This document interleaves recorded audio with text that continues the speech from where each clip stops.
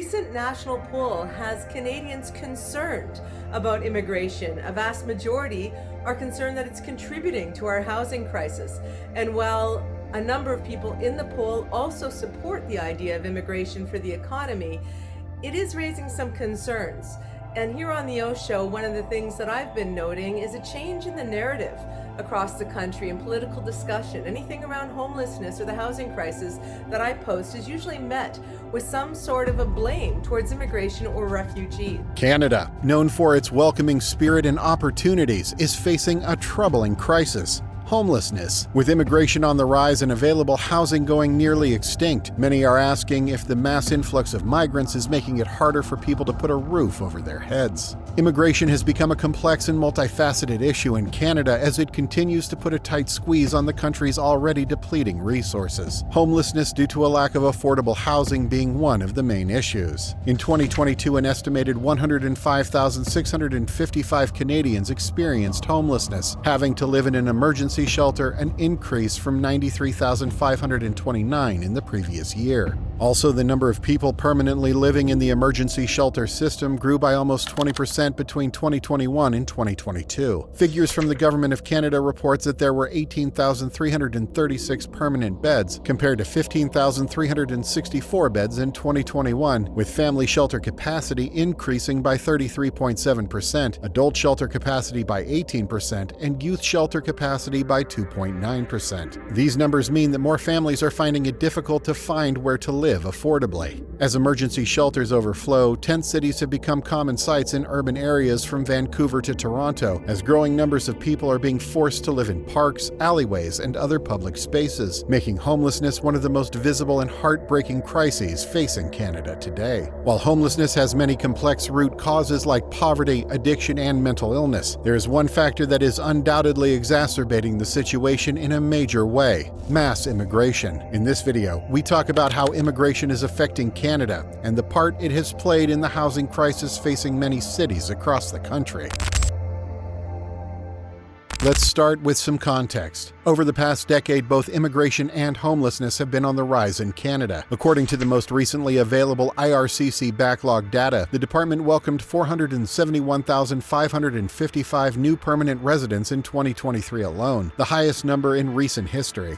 Simply put, Canada is facing an unprecedented influx of immigrants that the housing supply and social services cannot keep up with. This is creating enormous strain on the housing market, pushing more and more Canadians out of homes, and rapidly increasing homelessness numbers. Overall, the number of people experiencing homelessness has been increasing, with estimates suggesting over 235,000 Canadians experience homelessness each year. This simultaneous rise has led many to question whether there's a direct correlation between immigration and homelessness. To understand this, experts have examined several key factors, including housing demand, affordability, and the challenges faced by asylum seekers. Let's talk about housing demand. Increased immigration means more people need places to live, which inevitably drives up demand for housing. In a country already grappling with a housing shortage, this added pressure can have significant consequences. According to the Canada Mortgage and Housing Corporation, or CMHC, Canada needs to build an additional 5.8 million homes by 2030 to address the housing shortage. Yet with the current rate of construction, we're falling far short of this target. The influx of immigrants only exacerbates the problem, leading to increased competition for limited housing. The result?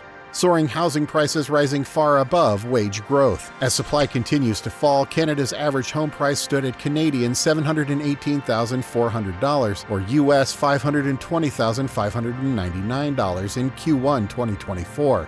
British Columbia and Ontario provinces have constantly had the most expensive housing markets in the country, with average prices of Canadian $996,400 and Canadian $867,900 respectively.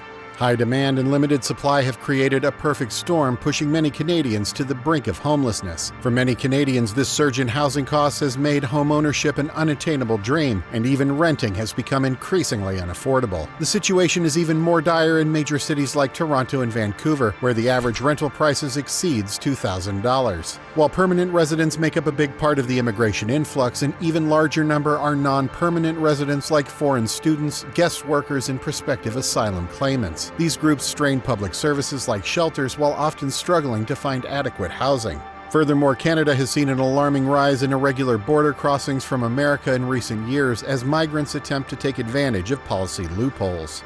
The federal government implemented a policy in 2017 allowing people to claim asylum after crossing from the U.S. Since then, nearly 60,000 irregular migrants have walked across the border into Canada, concentrated in cities like Toronto and Montreal. As a country that has a long-standing tradition of providing refuge to those fleeing persecution, conflict, and poor economies, Canada is now struggling to keep up with the growing number of asylum seekers, leading to significant challenges in providing adequate support and housing. Providing emergency shelter, housing, and services to this influx has proven overwhelmingly difficult for local authorities. According to city data, immigrants who came in as refugees and asylum seekers accounted for 30% of total occupancy in the municipal shelter system in Toronto alone, with average stays reaching 4 to 6 months. As housing demand has surged, the vacancy rate, representing the percentage of rental units available, has plummeted to crisis levels below 2% in major cities as well. When rental units are basically non-existent, vulnerable people inevitably end up on the streets, and now it's a vicious cycle as the growing homeless population itself stresses emergency resources and makes it harder to get people off the streets and into housing.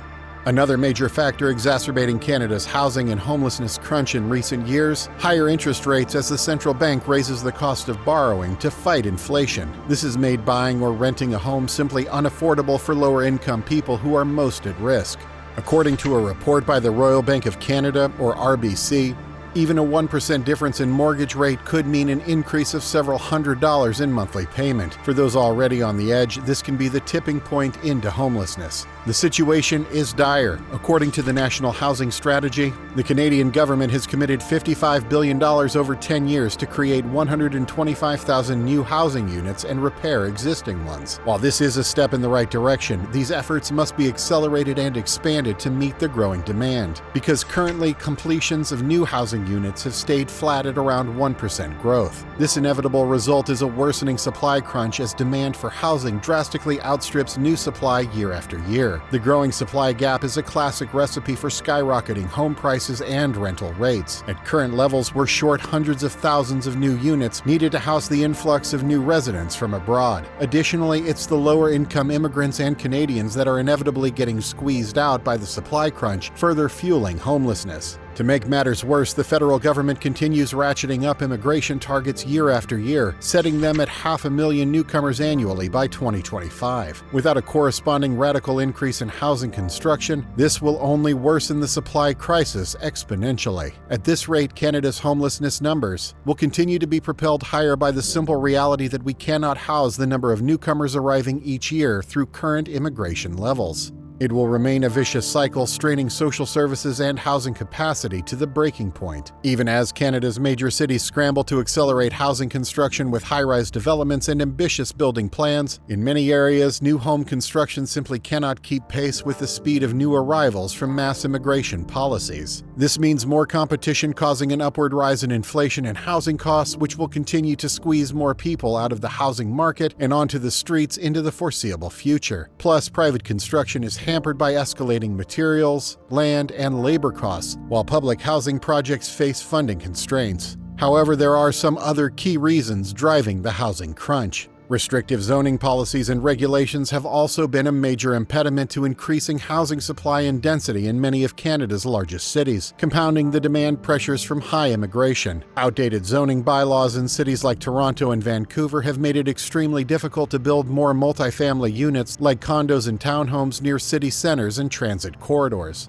For example, in Toronto, a staggering 70% of residential land is zoned for only single-family detached homes, while in Vancouver, just 12% of residentially zoned land permits multifamily development. This style of exclusionary, low-density zoning segregation housing types is a remnant of the 20th century that major cities have been far too slow to reform. It artificially constrains the housing supply and prevents cities from adapting to rapid population growth through densification. Current estimates project that more than 2.6 million people will be living and working in Toronto by the end of 2024, while the Greater Toronto Area has grown by over 1 million residents just since 2016, with immigration accounting for nearly 90% of that increase. Yet zoning allowing higher density development has barely expanded to accommodate those hundreds of thousands of new arrivals. To add to that, labor shortages plaguing the construction industry have also severely hindered Canada's ability to build enough new housing to meet soaring demand from high immigration levels, even as the need for more housing construction has escalated rapidly due to heightened immigration targets. The residential construction labor force has failed to keep pace, making worker shortages one of the biggest bottlenecks limiting housing supply growth.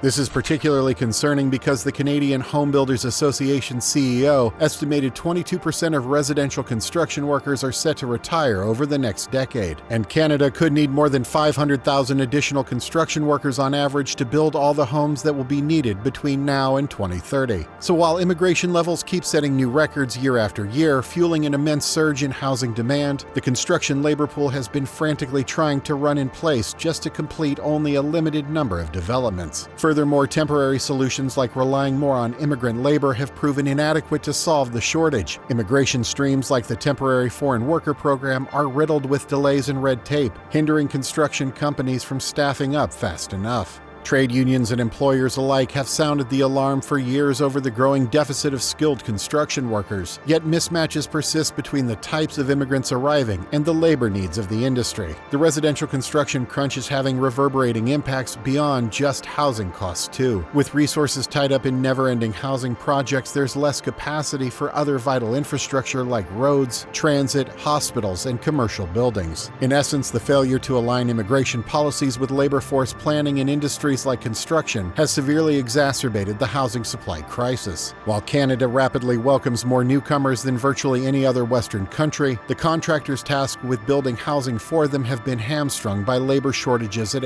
every turn.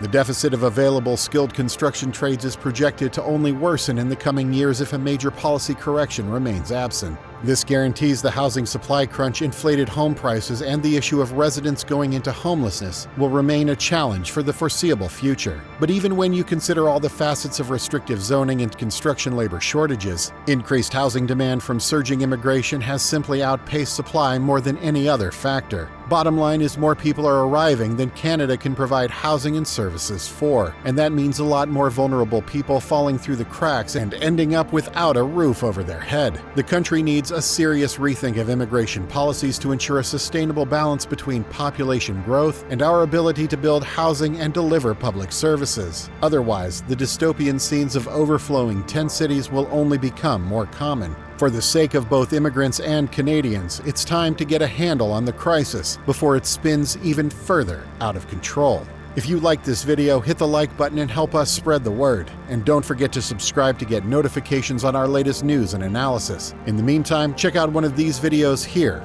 to learn more. Thanks for watching.